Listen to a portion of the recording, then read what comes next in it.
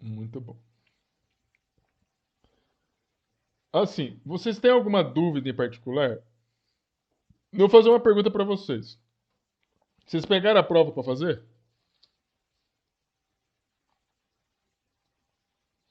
Pegaram a prova?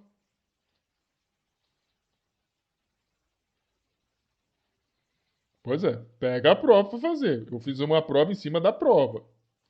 Não adianta, a prova não tá igual. Eu fiz uma prova em cima da prova que eu dei para vocês. Ô, Veja. professor, Oi.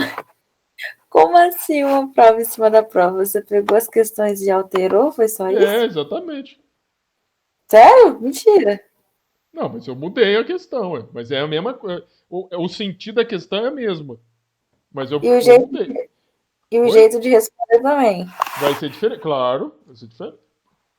Com certeza. Mas se você sabe responder de um jeito, você vai saber responder do outro. Meu Deus. Claro, não tem problema nenhum, não. Então, veja bem.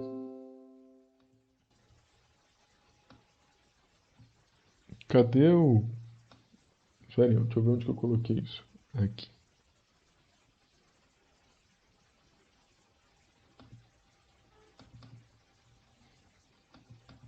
Ah, não é aqui não. É aqui. Agora tem que tomar um cuidado, né? Porque senão você já viu, né?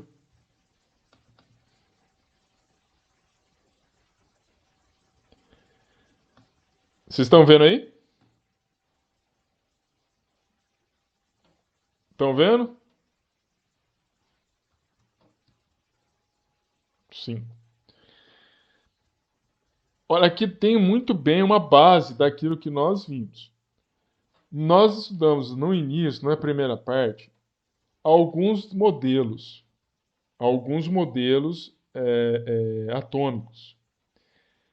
O primeiro modelo atômico era o modelo de Dalton. Vocês estão lembrados do modelo de Dalton? Era o modelo de Dalton. Esse modelo era um modelo simples. Quer dizer, naquela época era um modelo. Primeiro modelo, porque eles estavam ainda, né, considerando, né, embora a gente tivesse lá no século XIX, no início, mas sabe, a ideia era de que a matéria seria constituída por átomos indivisíveis, ou por partículas indivisíveis. Que a matéria fosse indivisível. Nesse modelo, se considerava todos os átomos iguais, que você tinha, para você fazer uma ligação, você sempre precisava ter átomos, um igual ao outro. Ah, para você ter átomos se ligando, você tinha que ter um átomo diferente do outro. Então eles não consideravam que você podia ter ligações entre átomos iguais. Considerava a matéria como a matéria constituída por partículas indivisíveis, e a gente sabe que o átomo não é indivisível. Não tinha nenhuma consideração em relação à presença de prótons, de elétrons, nada disso. Então, é um modelo muito simples para a época, mas é um modelo, é o que tinha para aquela época.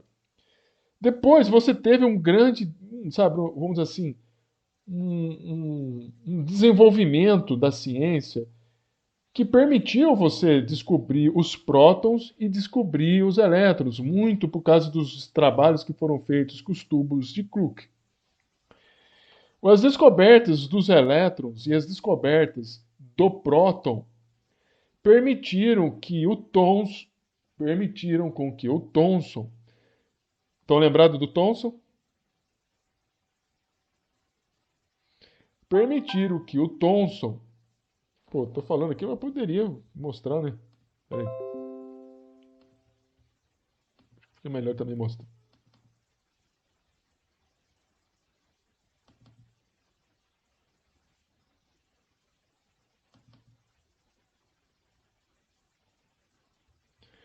Permitiram com que o Thomson, cadê o Thomson? Dalton.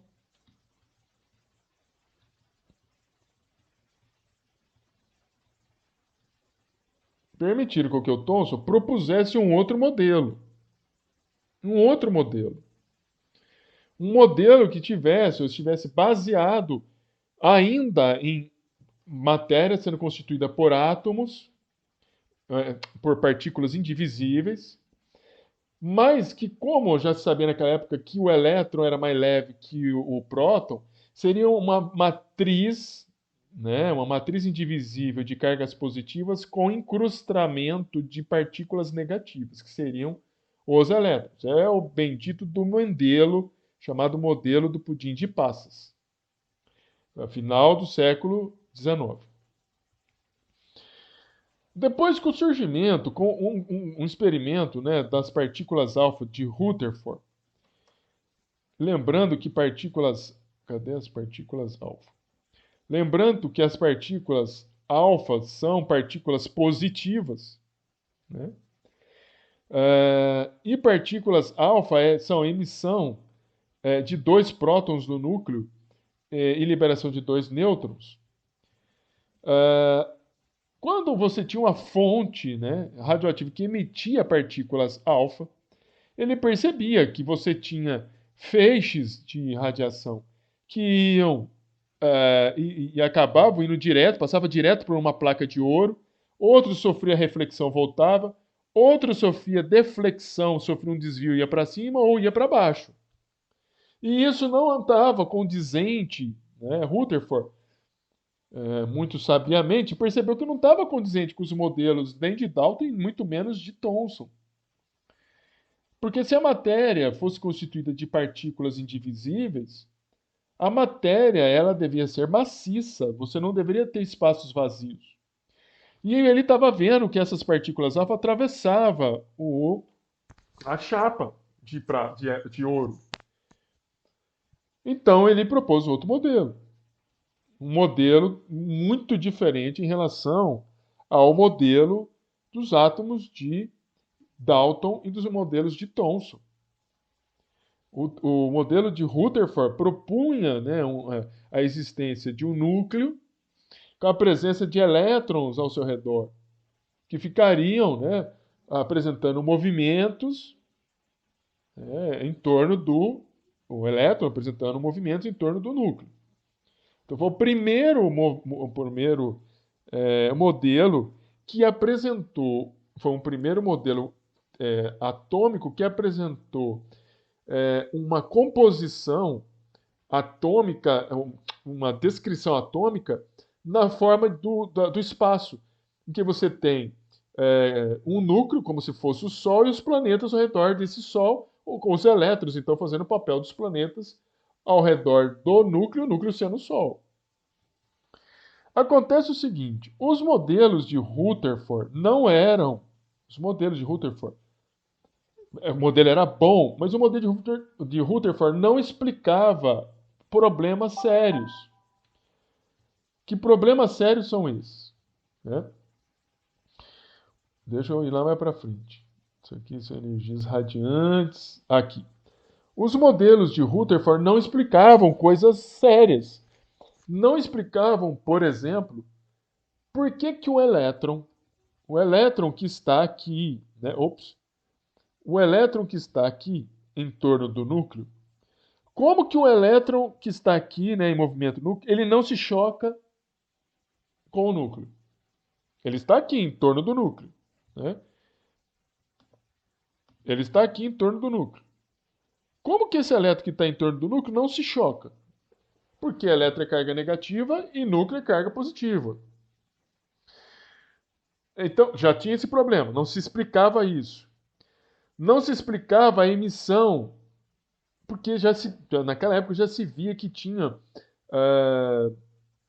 os átomos, quando eles eram aquecidos, quando você dava uma determinada quantidade de energia, os átomos emitiam luz. Ele não explicava a emissão de luz. Não explicava a emissão de luz. Então, Bohr,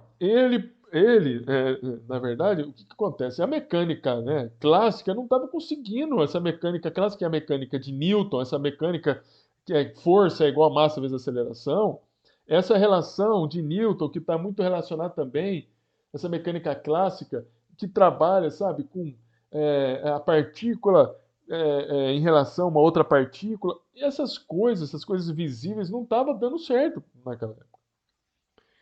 Então, o Bohr, né, assim, a sacada do Bohr foi de que ele deu uma explicação, né, naquela época, né, o Bohr já conhecia desse efeito fotoelétrico, ou seja, que a luz, apenas a luz, podia causar a saída de elétrons de um átomo.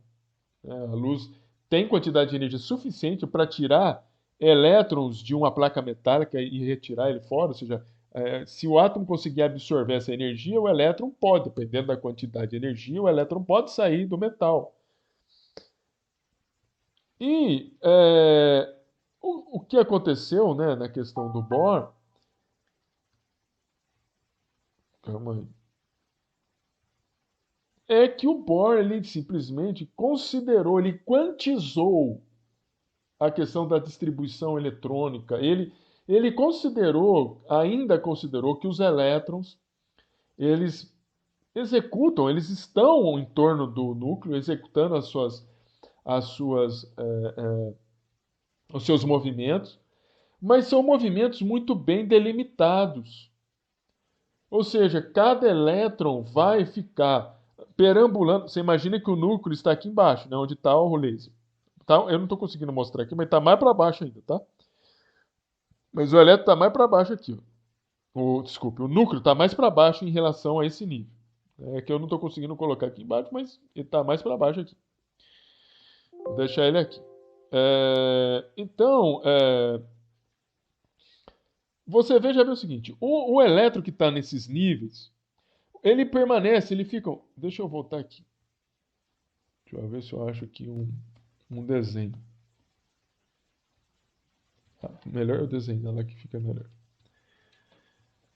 Ele considerou o seguinte: você tem o núcleo, tá aqui o núcleo, e você tem os elétrons desenvolvendo rotas muito bem estabelecidas em torno desse núcleo que está aqui dentro, ou que está aqui nessa região.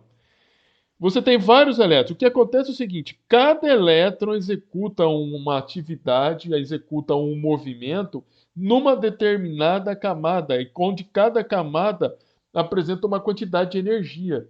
Um elétron não pode sair de um nível para o outro e vice-versa. Agora, o que pode acontecer é que o elétron que está num determinado nível, ao absorver energia, ele pode sair de uma camada e ir para uma outra camada, e ele, ao vir de uma camada para outra camada, ele vai ficar numa situação excitada e vai voltar emitindo energia para ficar no estado fundamental. Essa situação é uma situação de quantização de energia. Ele quantizou aqui os níveis quânticos. Ele falou que os átomos estão distribuídos em níveis de energia, os elétrons estão distribuídos esses níveis de energia. Isso é um avanço para aquela época. Mas esses avanços que eu estou falando para vocês, por mais, né, que ele tenha, achei, tá aqui.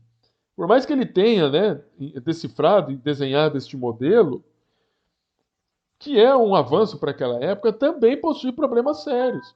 Porque o modelo de Bohr, ele explicava a emissão de luz, ele explicava por que não havia choque dos elétrons em relação ao núcleo, mas ele não conseguia ser aplicado. As equações oriundas do modelo de Bohr, isso aqui só demonstrando, né, a saída dos elétrons e a volta dos elétrons e a emissão de luz, mas ele não explicava por que não funcionava para outros átomos. Simplesmente não explicava. Essa aqui é a equação do Heidelberg, né, que ele consegue, através dessa equação, demonstrar essas emissões de energia, mas simplesmente o Bohr não conseguia, o modelo dele, justificar essas emissões aqui para todos os átomos. Somente conseguia explicar para o átomo de hidrogênio. Olha, só para o átomo de hidrogênio também é ruim, ou seja, é um modelo que é fraco. Simplesmente é um modelo fraco. Nesse interim de você ter, que são equações de Bohr, né? Isso aqui é a equação de Bohr, e depois essa equação de Bohr, ela vai acabar, né, se igualando à equação de Heidelberg, que é aquela que eu falei. Essa equação foi encontrada na tentativa e erro. Empírico, de forma empírica. Essa não, teve embasamento teórico. Mas mesmo assim, esse embasamento teórico não permite a gente avançar muito. Naquela época, em função dessa questão do efeito fotoelétrico, nós, como eu já disse para você, já sabia que a energia conseguia retirar elétrons de metais. Ou seja, isso é uma propriedade de partícula. É uma propriedade de partícula. Propriedade de partícula da onda. Então, onda, veja bem, onda, falar de onda, que ondas eletromagnéticas, né, são formas de energias magnéticas. Você falar que uma onda é igual a uma partícula, tem propriedade de partícula, é meio uma coisa meio doente. Mas, e aí eles conseguiram demonstrar essas propriedades de onda, né, da luz, do feixe de luz, e as propriedades de partícula. Quando uma onda tira elétrons, ela está atuando com uma propriedade de partícula. Quando a onda, quando a luz, desculpe, quando a luz tira um elétron de um metal, ela está atuando com uma propriedade de partícula. Quando a luz, ela causa esses efeitos, essas entrâncias, ora com luz, ora sem luz, causando as interferências construtivas e destrutivas. Então aqui você tem interferências construtivas e destrutivas. Isso aqui são propriedades de onda, da luz. Muito bem. É, Então você tem. Aí os cientistas foram verificar, pô, mas se a luz tem propriedade de partícula e também tem propriedade de onda, veja, se a luz, que é algo que você vê, mas você não pega, tem propriedade de onda e tem propriedade de partícula. Será que uma partícula, que tem, logicamente, propriedade de partícula, teria propriedade de onda? Foi isso que aconteceu, ou seja, eles descobriram que o elétron, que é uma partícula, pode atuar como partícula, porque se você pegar um feixe de elétrons e você pegar esse feixe de elétrons e jogar um feixe de elétrons numa placa metálica, você vai arrancar elétrons também. Eu não estou falando de luz agora, estou falando, você pega um feixe de elétrons, que são partículas, e emite numa chapa, os elétrons vão sair, dependendo da energia que você tá concedendo para os elétrons se chocar numa placa. Mas você também pode fazer, e eles observaram isso, eu acho que eu não tenho aqui, mas nesse vídeo, né, que eu mostrei para vocês, eles pegam o elétron e começam a fazer o mesmo experimento que aqui. Ou seja, você faz o elétron passar por duas fendas. Elétrons e não luz. E você começa a ter este padrão também. Então, tanto elétrons quanto luz têm propriedades de onda e de partícula. E essa questão de ora um elétron ter propriedade de onda, ora o elétron tem propriedade de partícula, não permite a gente, não permite a gente definir com precisão aonde o elétron está. Significa o seguinte, quando o Bohr define o modelo dele, cadê o princípio da Heisenberg? Vamos sair daqui. Isso aqui é só para explicar, para poder chegar a... Acho que eu já passei. Já. Só um minutinho.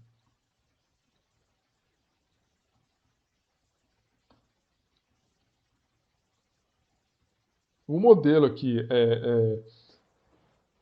essa questão, né, da cotização, o modelo de Bohr, ele não consegue prever essa questão dessa dualidade onda-partícula. Então, quando ele define, quando o modelo de Bohr, ele define aquele movimento, né, que o elétron fica em torno do núcleo, você desenhar uma coisa daquela lá é uma temeridade, porque você está falando que o elétron, você vai ter elétron no nível n igual a 1, você vai ter elétron lá no nível n igual a 2 se movimentando, você vai ter elétron se movimentando no nível n igual a 3. Só que nós não conseguimos, por causa dessa dualidade onda-partícula, nós não conseguimos ver o elétron onde ele está e determinar a velocidade dele. A gente perde precisão. Eu dei o exemplo para vocês da pena. A pena é muito leve. Se você pegar uma pena e soltar uma pena, a pena vai caindo lentamente. Se você vier e tentar pegar a pena, o movimento da sua mão para pegar a pena desloca a pena e você não consegue pegar a pena. É a mesma coisa com o elétron. Nós precisamos de muita energia para poder trabalhar com o elétron.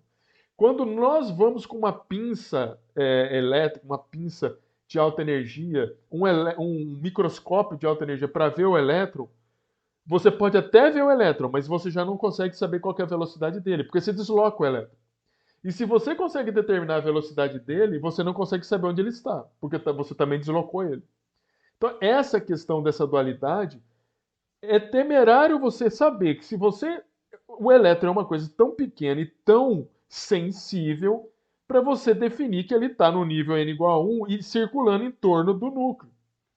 E o que fez então o Schrödinger? O Schrödinger, em função disso que eu estou falando para vocês, cadê a equação? Aqui. Não, aqui ainda dá incerteza. O Schrödinger buscou uma representação em termos de ondas, né? Buscou representar um modelo atômico em termos de ondas. Ah, mas por que ondas? Porque as ondas, se você trabalhar com ondas de um violão, essas ondas elas conseguem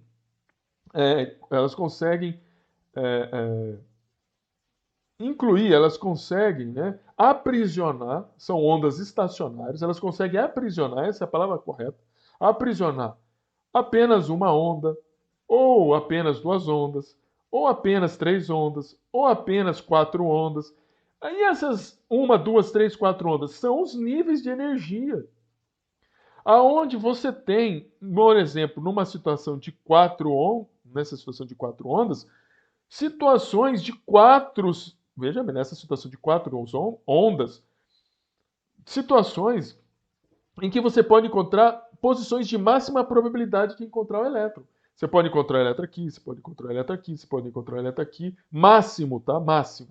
E máximo aqui. Você pode ter diminuição dessa probabilidade também. Ele baseou nisso para poder falar o seguinte: o elétron, na verdade, de tudo isso que eu estou falando para você, o elétron pode estar localizado em qualquer posição em torno do núcleo. Em qualquer, mas com menor ou maior probabilidade, havendo possibilidades de você ter probabilidade zero de se encontrar o elétron, que são chamados de nós. Aqui você não encontra elétron, aqui você não encontra elétron, aqui você não encontra elétron, aqui você também não encontra e nem aqui você encontra. E isso são o quê? São equações matemáticas, então, que dá a probabilidade de você encontrar o elétron no espaço. Essa equação que calcula isso, que faz esses cálculos, é essa equação. Que vocês não precisam saber. Vocês não precisam saber isso. Né? Você também não precisa saber isso aqui. Nem isso. Você está entendendo? O que vocês precisam saber é que essa equação, aqui novamente, eu estou falando para você, é a densidade eletrônica. O que vocês precisam saber é que essa equação dá como resposta isto aqui. Essa aqui é uma resposta, né, de densidade e probabilidade de você encontrar elétron no espaço. E que quanto mais escuro, maior a probabilidade, quanto mais claro, menor a probabilidade. O que os físicos e químicos fazem? Eu pego a parte mais escura e chamo isso daqui do que? De orbital, que é a região de maior probabilidade de encontrar o elétron. E aí, aquela equação de Schrödinger tem uma série de constantes, são números quânticos. Não são constantes, são números quânticos, que eles variam nos cálculos, você pode mudar. Você tem número quântico principal, que está associado à camada, né? Está associado à camada onde o elétron está. Você tem o número quântico secundário, que são os subníveis. Né? Os números quânticos secundários são os subníveis. Que subnível?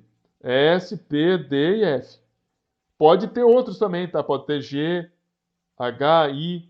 Depois do F vem a sequência do alfabeto. G, H, I. Ah, professor, mas por que nunca ninguém falou isso? Porque eu estou falando aqui para vocês, mas eu tenho noção de que isso aqui é uma questão que é complicada e que, por mais que eu fale, ninguém vai entender. Mas eu estou falando.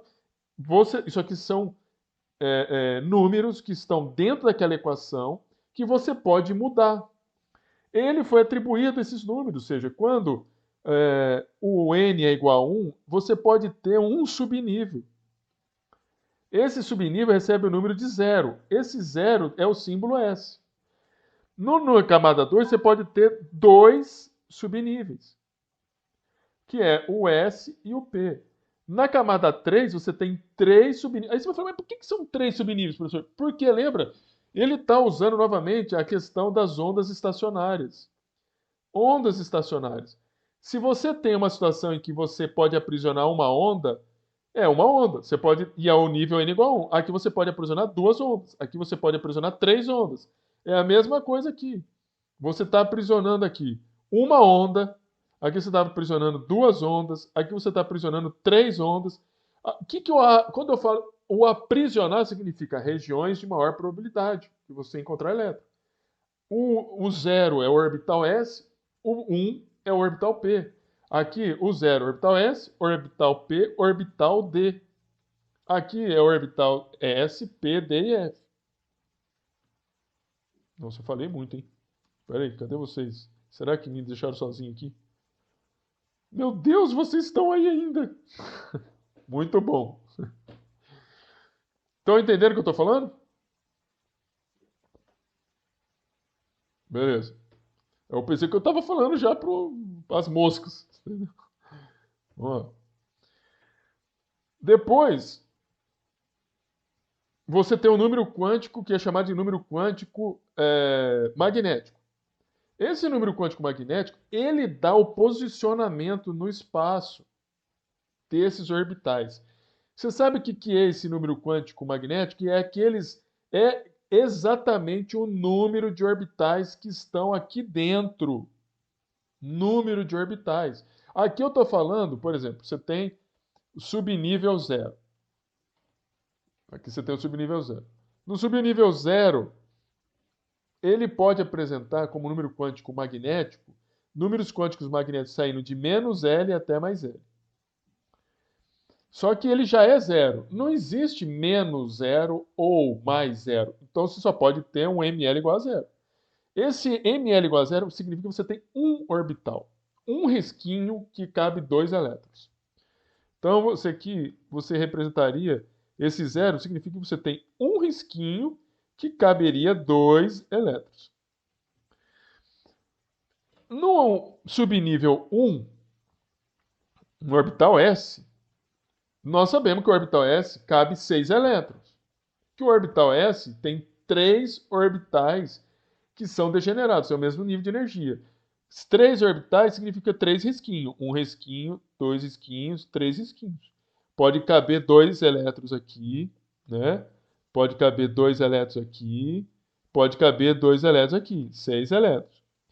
Mas por que a gente fica falando essas casinhas? Essas casinhas são direções, são posições em que esses orbitais estão no espaço. Quem define esse número de posições? O número quântico magnético. O número quântico magnético. E por que é menos 1, 0 e 1? Porque simplesmente você tem o número quântico magnético partindo de menos L a L. Quem que é o L aqui? É o número 1. Então você pode ser menos 1, tem que passar pelo 0. Então passa pelo 0, está aqui, ó, menos 1, passa pelo 0 e vai até o 1. 3 orbitais, 3 possíveis orientações do espaço, que vão caber 6 elétrons. Se você vai para o L igual a 2, que é o número quântico secundário, subnível 2, ele é o orbital D. No orbital D, a gente sabe, o orbital D cabe 10 elétrons. São 5 orbitais. 5 orbitais, 5 orbitais degenerados, com o mesmo nível de energia. 5 números. E esses números saíram da onde? É o número quântico magnético. Mas o que é o número quântico magnético? É o número quântico que descreve o posicionamento no espaço desses elétrons. E esse posicionamento dos elétrons no espaço é definido por quê? Por um número. E como se define esse número? Eu vou pegar esse L, que é esse aqui, e o L varia de menos até mais, partindo dele. Então vai sair de menos 2. Aí você vai falar, mas por que é menos 2? Porque o L é 2. Se o L é 2, vai sair de menos 2. Sai de menos 2, passa no 0 e vai até 2, positivo. Então sai do menos 2, menos 1, 0, 1 e 2, sempre pulando de 1 em 1. Esses números representam o quê? 5 orbitais. 1 orbital, 2 orbitais, 3 orbitais, 4, 5 orbitais, onde cada um deles cabe 2 elétrons. Então aqui vão caber 10 elétrons. Mais aqui, mais aqui e mais aqui. E o mesmo raciocínio é com L igual a 3.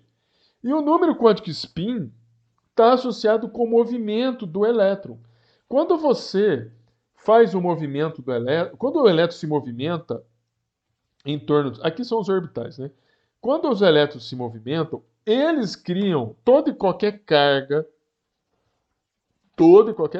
que se movimenta cria um campo magnético em torno dela. Toda a partícula elétrica, todo elétron que se movimenta, seja elétron ou carga positiva que se movimenta, ela cria um campo magnético. Então, aqui eu estou mostrando para vocês um movimento do elétron que está se movimentando no sentido anti-horário. Esse movimento anti-horário gera um campo magnético onde o polo norte do campo magnético está aqui para baixo e o polo sul está lá para cima. Aqui está no movimento anti-horário. E o polo norte lá está na parte de cima mesmo e o polo está na parte de baixo. Veja, essa situação são individuais, tá? O elétron pode ter essas duas situações, que são identificadas pelo número quântico spin mais meio e menos meio. Mais meio, menos meio. Ora, lá quando você tem, então, os elétrons nos orbitais, e num orbital você pode ter no máximo, 2 elétrons. Quando você tem essa situação em que você tem um elétron girando para um lado, o outro elétron girando para o lado contrário, eles geram campos magnéticos contrários. Veja, isso diminui a energia repulsiva entre os elétrons, porque você tem campos magnéticos contrários. Você tem a anulação do campo magnético. E por isso você tem a possibilidade desses elétrons estarem juntos. Quando você anula o campo magnético, mas você permite com que eles tenham essa interação de anulação dos campos magnéticos, permite com que os elétrons permaneçam no mesmo orbital. Quando eles estão sozinhos, eles geram o campo magnético, o campo não se acaba. Quando você tem os elétrons da mesma posição, você não mantém eles no mesmo orbital. Isso é contra. Você não consegue ter esses elétrons com o mesmo spin, girando no mesmo sentido. Veja aqui está girando no sentido horário. Porque existe a energia repulsiva entre os elétrons, mas existe também uma repulsão do próprio campo magnético. Você tem 2 repulsões, do elétrico e do campo magnético. E isso não é possível. Por que eu estou falando tudo isso? Porque, não sei se vocês se lembram, né? Não sei se vocês se lembram, aqui é um vídeo, né? Frostbite Theater presents Que eu Gold Guts, passei para no vocês, baloney. Just science. em que existem Hi, I'm substâncias, Joanna. And I'm Steve. que And this is a test. existem substâncias que quando você libera essas substâncias aqui num campo magnético, essas substâncias simplesmente elas acabam grudando num polo, ou seja, elas respondem a um polo. Né? Então, antes de eu falar isso, eu até mostrei esse vídeo aqui para vocês, né? Em que você tem aqui um gerador, uma fonte de campo magnético, e que vocês imaginem, né, que vocês têm aqui um átomo. Isso aqui pode ser um átomo. Ora, se você tem aqui um átomo e esse átomo tem a situação, veja bem, se esse átomo tem a situação, imagine que você tem aqui 2 orbitais, 3 orbitais, e você tem aqui uma situação, um elétron, um minutinho só, e você tem a situação de um elétron aqui, ô meu filho,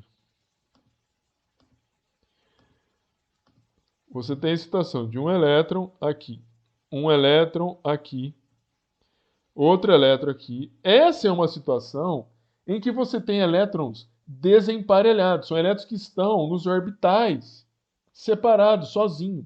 Essa é uma situação que, se tivesse um só, se tivesse dois, é uma situação em que você, num átomo que tem uma característica dessa, se eu colocasse o átomo aqui, esse átomo vai passar por esse campo aqui magnético e ele vai sofrer uma deflexão.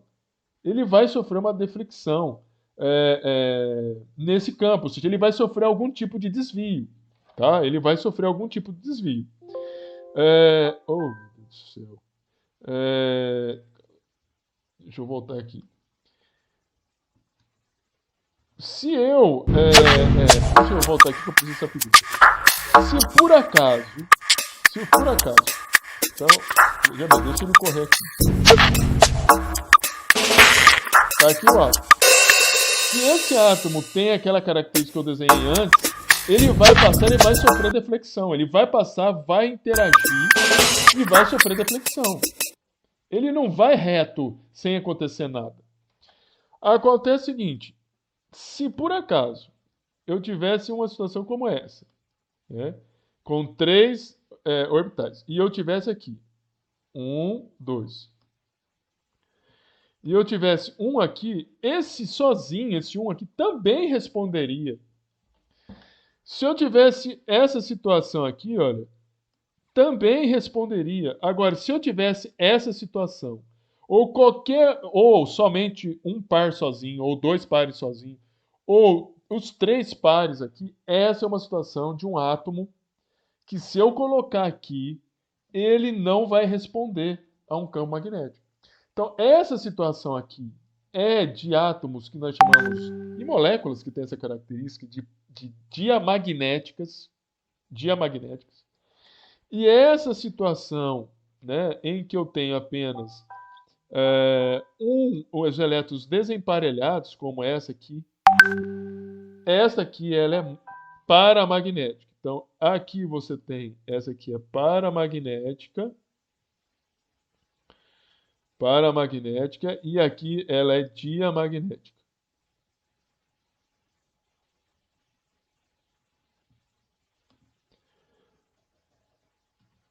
Tudo bem? Tudo bem, gente?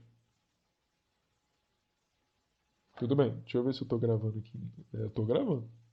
Não, estou gravando. Compreenderam aí? Continuando aqui. Depois disso, nós vimos a questão dos efeitos de blindagem. É importante isso, a gente saber disso. Por que a gente tem que levar em consideração isso? E isso foi importante para a gente estudar a tabela periódica. Nós vimos a tabela periódica. E o que é esse efeito de blindagem? O que tem isso? Você tem aqui um núcleo. Você tem diferentes camadas. Você tem os elétrons disponíveis em diferentes camadas. Essa aqui não é a primeira camada, porque na primeira camada só cabem 2 elétrons. Veja, o núcleo puxa esses elétrons que estão aqui nessa camada por meio de um efeito de atração. Assim como puxam também os elétrons mais externos. Mas esses elétrons mais externos sofrem um efeito, olha só, hein? Os elétrons mais externos, eles sofrem um efeito, que é um efeito diferente do efeito que sofrem esses elétrons mais próximos. Esse efeito diferente desses elétrons mais externos é que ele sofre não somente a interação, mas ele sofre a energia repulsiva desses elétrons aqui, que impedem que esses elétrons mais externos se aproximem do núcleo. Essa situação desses elétrons mais internos impedirem a aproximação, ou uma maior aproximação dos elétrons mais externos, configura o que nós chamamos de efeito de blindagem. Esse efeito de blindagem faz com que, então, esses elétrons mais externos sintam o efeito de atração do núcleo com uma menor intensidade em relação aos elétrons que estão localizados mais internamente. Isso é importante quando a gente está estudando tabela periódica. Porque quando você vai falar de tamanho de elemento químico, quanto maior for a carga que está presente aqui dentro do núcleo, e se você estiver caminhando dentro de uma mesma linha, a linha na tabela periódica chamada de período, você está caminhando na linha, você está aumentando o número de elétrons na camada de valência. Você não está aumentando o número de camadas, você está caminhando, você está aumentando mais o número de elétrons aqui. Se você aumenta o número de elétrons aqui nessa camada e vai aumentando o número de prótons aqui, quanto mais próton tiver aqui, mais vai ter possibilidade de puxar esses elétrons. E o raio do átomo acaba diminuindo. Então o efeito de blindagem e a carga nuclear é muito importante para a gente entender as coisas que a gente viu na tabela periódica. Ops. Tudo bem? Entenderam? Não é para dormir não, hein?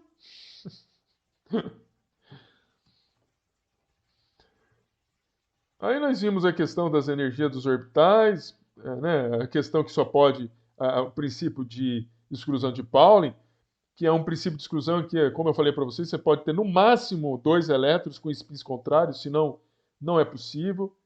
Vimos também a questão dos números, eu acabei falando antes, né? Mas o número total de elétrons por cada um dos orbitais. O princípio de exclusão de Pauling, que é o seguinte, no princípio de exclusão de Pauling, não é isso daqui não, né? Um minutinho. Regra de Hunt. A exclusão de Pauling, você pode ter 2 elétrons. E da exclusão de Hunt é que, quando você vai preencher, por exemplo, o orbital P, você coloca sempre em primeiro lugar um elétron de cada vez nos orbitais, depois você volta preenchendo. Você não pode colocar 3 elétrons, você colocar 2 elétrons no primeiro quadradinho e 1 elétron no segundo. Sempre preenchendo um elétron de cada vez nos orbitais e volta preenchendo novamente. Essa é a regra de Hunt. Mas por que isso? Para diminuir as energias repulsivas entre os elétrons. Para configurar ou dar uma configuração eletrônica maior.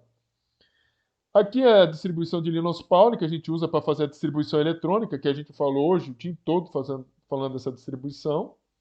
A energia dos orbitais, né, dos orbitais atômicos, que segue, na verdade, nessa distribuição de Linus-Pauling.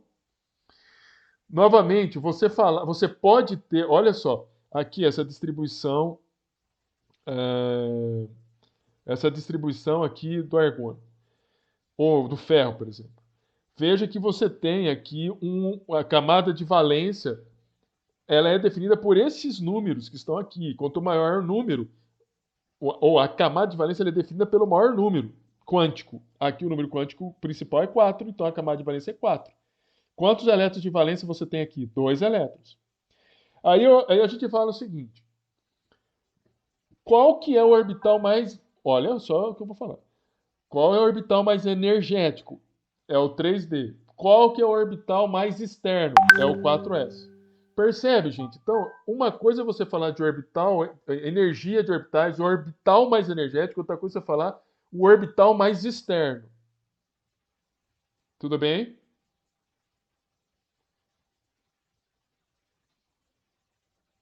Vocês estão firmes aí, tô gostando de ver, né? Podia ser assim todo dia, né? Toda vez, toda semana. Depois disso, nós vimos tabela periódica. Depois disso, nós vimos tabela periódica. Tabela periódica é um assunto mais, eu considero um assunto mais tranquilo. É um assunto, eu considero, né, como um assunto mais tranquilo. Nós vimos, né, um pouquinho da história da tabela periódica, né, essa questão do Dobereiner, porque a tabela é o seguinte, é uma tentativa de você colocar em ordem, de maneira organizada, elementos químicos em que você possa, de uma maneira ou outra, dentro da tabela, tirar informações das propriedades desses elementos químicos. Ele achou primeiro uma maneira de configurar os elementos químicos por meio,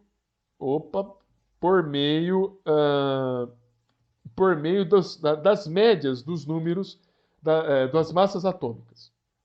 Né? Então aqui é sempre a tentativa de fazer uma organização dos elementos químicos na forma de massas atômicas.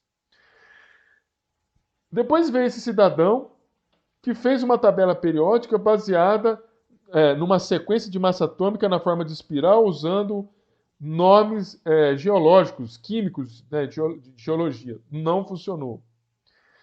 Esse cidadão, que foi o Newlands, baseou numa estruturação dos elementos químicos baseados em repetições. A repetição dele era o seguinte: sempre quando você chegava no oitavo elemento, olha, 1, 2, 3, 4, 5, 6, 7. O oitavo elemento, esse oitavo elemento tinha propriedade semelhante a esse elemento.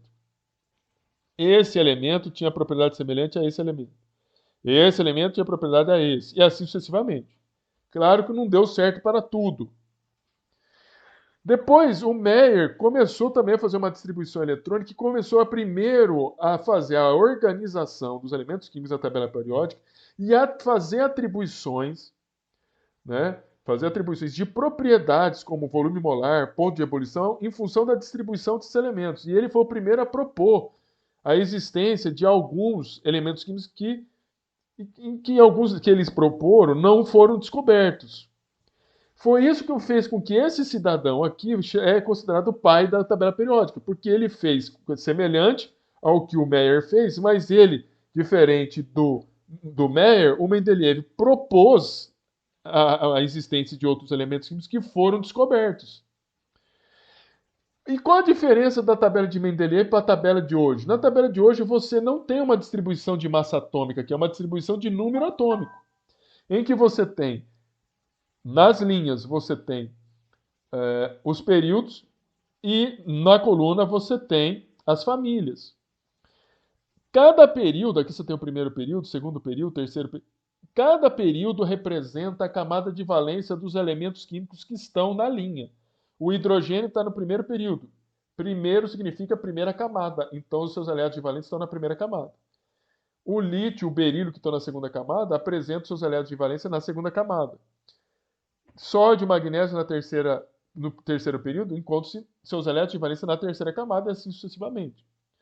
Esses elementos aqui são chamados de elementos de transição interna e externa. Esses são de transições internas, porque esses elementos, acredite se quiser, eles estão aqui, unicamente aqui dentro deste ponto. E se nós fôssemos colocar esses elementos aqui, a tabela periódica seria representada dessa maneira aqui, uma maneira muito ruim. Você representar a tabela periódica, fica muito grande.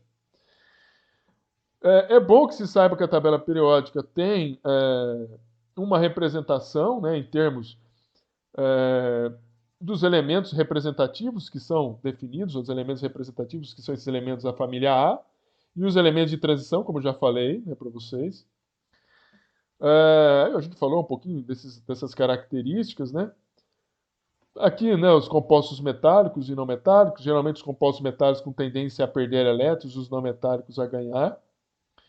Cadê, gente, o negócio dos orbitais? Aqui. E aqui sabendo que a disposição desses elementos químicos, eles, dentro dos períodos, também têm uma organização em termos do orbital, né, em que o elétron de valência está localizado. Então, veja bem, aqui é o orbital, isso aqui representa o orbital de maior energia,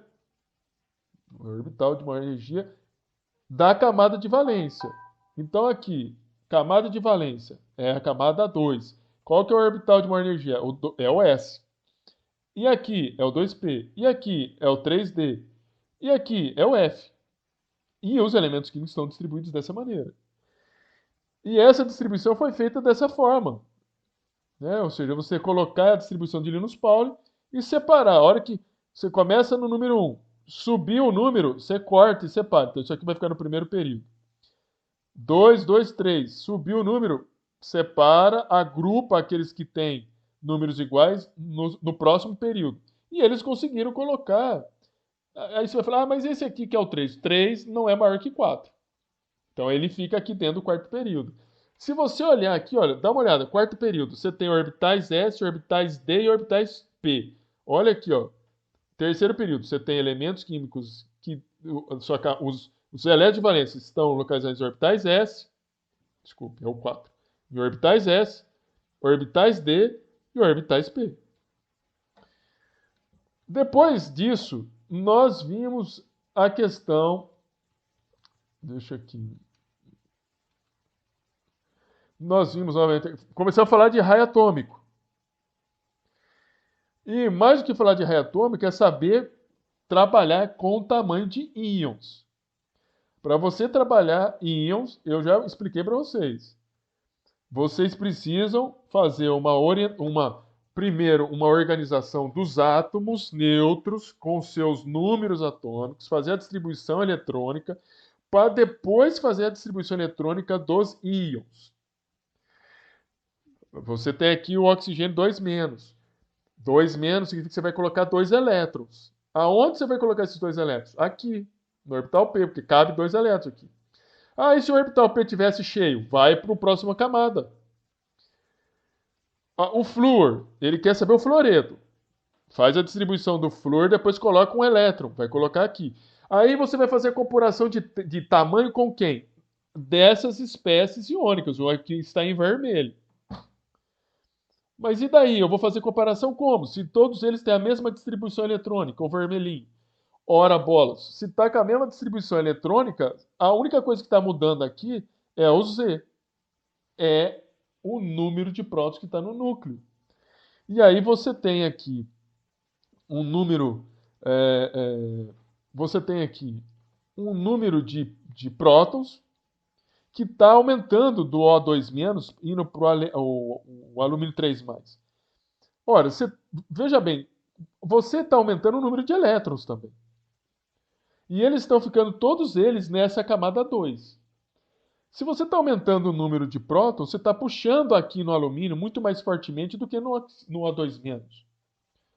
Mas por que você está puxando mais? Porque a carga aqui é menor do que aqui. Se a carga aqui no alumínio é maior, vai puxar mais os elétrons. Então, se vai puxar mais os elétrons, fatalmente vai fazer com que diminua o raio. Então, o raio do alumínio 3+, é menor, é o menor de todos em relação ao 2-, que é o que está escrito aqui. Agora, se você quer estudar essa questão da relação do raio em relação à tabela, se você caminhar aqui pela linha, que você nesse sentido do caminhando pela linha, você tem uma situação de aumento do número atômico. Aumentar o número atômico é como eu falei agora para vocês. Está aumentando a carga dentro do núcleo. Se você está aumentando a carga dentro do núcleo, ele vai puxar mais elétrons, você vai diminuir o raio. Então, se você sai da esquerda para a direita, você está diminuindo o raio atômico. O sentido contrário é verdadeiro. Se você está caminhando aqui para o lado esquerdo, você está você está aumentando o raio. Por quê? Você está diminuindo a carga nuclear, quando você sai da direita para a esquerda, diminuindo a carga nuclear, você está permitindo com que os elétrons possam andar no mesmo período mais facilmente. Vai sentir menos o efeito do núcleo. E é mais fácil na família, porque na família, quando você caminha numa família, você sai da parte de cima de uma tabela e vai até a parte de baixo, você está pulando camadas de energia. Se um elemento químico que está aqui em cima em relação ao elemento químico que está aqui embaixo, o elemento químico que está aqui embaixo, ele vai ter camadas e mais camadas preenchidas. Essas camadas e mais camadas preenchidas exercem um efeito de blindagem. Diminui o efeito do núcleo em atrair os elétrons que estão lá na camada de valência. Esse elétron, então, vai sentir menos o núcleo. Se ele sente menos o núcleo, fatalmente ele vai... se ele sente menos o núcleo, ele vai andar mais, o raio vai aumentar.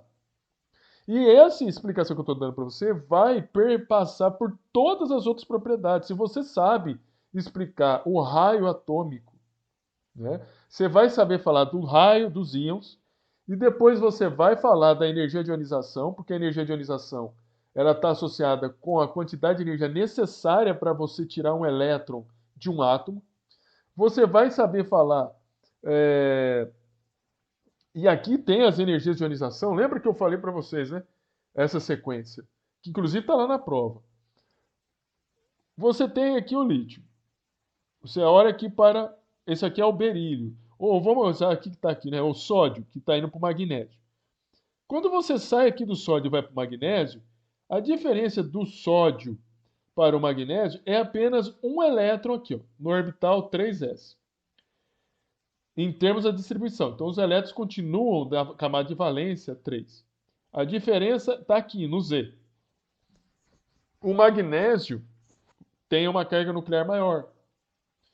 O magnésio tem uma carga nuclear maior, ele vai puxar os elétrons mais fortemente para ele. Se ele puxa os elétrons mais fortemente para ele, vai diminuir o raio. Vai ser mais difícil você tirar o elétron. Então a energia de ionização aumenta. É o que aconteceu aqui.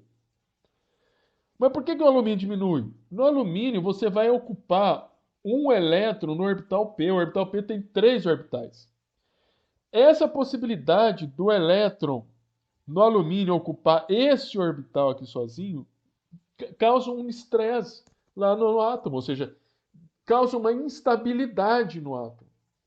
Essa instabilidade faz com que o elétron não queira ficar com o átomo, faz com que o átomo não queira ficar com o elétron nessa situação. Então ele quer perder esse elétron. O que acontece? Você diminui a energia de ionização para poder facilitar sair o elétron. Quando você vai para o silício, novamente, você está aumentando o número de elétrons lá na camada P, na camada 3P. E aí você aumenta o número de elétrons, está na mesma camada. Mas o silício, a situação do silício é essa, em que você está aumentando 2 elétrons no orbital P. Essa situação já não causa instabilidade, mas não causa tanta instabilidade como deixar um elétron só. Porque um elétron ele pode ficar aqui, pode ficar aqui, pode ficar aqui. 2 elétrons já não permite isso. Então, no silício, o que vai vogar é a relação do silício em relação ao alumínio. É o número atômico. Tem maior número atômico, vai puxar mais os elétrons para si em relação ao alumínio, vai ter um raio atômico menor, vai ter uma energia de ionização menor, porque vai ser mais difícil para você tirar o elétron. E aí a energia de ionização aumenta de alumínio para o silício. Do silício para o fósforo, a mesma coisa. Por que do fósforo para o enxofre diminui? Porque do fósforo para o enxofre, no enxofre, você tem a situação de ter 4 elétrons no orbital P. 4 elétrons no orbital P, você ocupou, veja bem, você tem a situação de ocupar, quando você estava aqui no fósforo, você ocupou todos os 3 orbitais P. No enxofre, você vai ter a primeira situação do emparelhamento do elétron. E isso também cria uma complicação, porque você tem efeitos de repulsões eletrônicas. Claro que você tem repulsão nessa situação aqui, ó, elétrico, elétrico, elétrico, elétrico, mas eles estão em orbitais separados. Aqui eles estão em orbitais juntos. Isso cria uma instabilidade também na molécula, a ponto de favorecer a diminuição da energia de ionização. Então cai a energia de ionização por causa disso. Então veja, aqui a relação é sempre em geral do núcleo em função de você ter uma carga nuclear efetiva maior, e as quedas ou é em relação a você ter um elétron sozinho, como é esse aqui, desculpe, cadê? Esse aqui, ou quando você tem uma situação de ter o primeiro par de elétrons em conjunto. Tudo bem aí? E aí, depois disso, a gente viu as questões de afinidades, né, de configurações eletrônicas, que a gente já tinha visto. Eletronegatividade, que é a tendência de um elétron, a tendência de um átomo em atrair um elétron, né, de uma ligação química. E se você sabe explicar o raio, sabe explicar a energia de ionização, você sabe explicar a eletronegatividade. E a afinidade eletrônica, a capacidade de um átomo puxar elétrons para si. Novamente, se você sabe explicar raio, sabe explicar a energia de ionização, você vai saber explicar a capacidade que um elétron tem de puxar elétrons de uma ligação, que é chamado de eletronegatividade, e vai saber explicar também a afinidade eletrônica, que é a capacidade de um átomo em absorver um elétron. A possibilidade dele absorver o elétron e gerar íons. E depois disso eu falei de propriedades dos metais e mostrei alguns vídeos para vocês. E basicamente vai ser isso, né, que nós vamos ter na primeira prova. E eu peço para que vocês, eu gravei a resolução da prova, né? Novamente a prova não vai ser igual, a prova é diferente. Mas a prova foi construída em cima da prova que eu dei para vocês. Né? Ou seja, eu vou fazer pergunta em relação ao modelo atômico, vou fazer pergunta em relação à questão de campo magnético, vocês estão entendendo? Estão entendendo aí, gente? Então é isso. Então, que isso, pô? Descansem, descansem, vai dar tudo certo aí. E eu espero que, assim, vocês vão sonhar comigo. Eu espero que vocês consigam, isso que eu falei hoje para vocês, esse review ajude aí vocês a estudarem, né? Vocês fazerem a prova. Não está difícil, vocês vão poder consultar as coisas, vocês vão poder fazer, enfim, usar o material que tem aí para poder responder. E daí vocês colocam lá no Moodle. Beleza? Vocês têm mais alguma dúvida aí?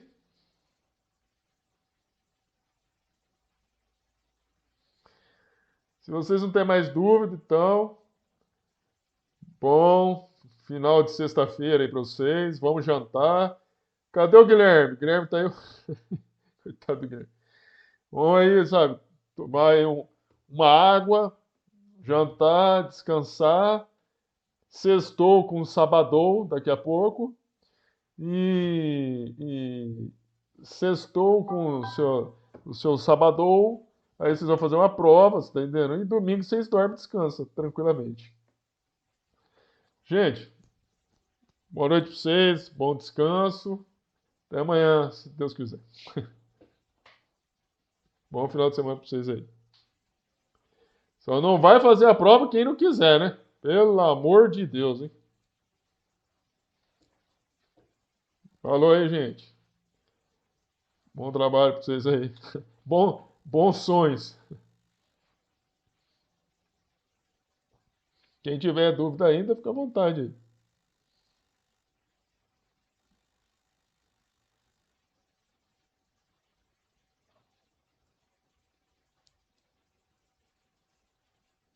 Boa noite, Nicolas. Boa noite todo mundo. Isso aí. Terminada a aula.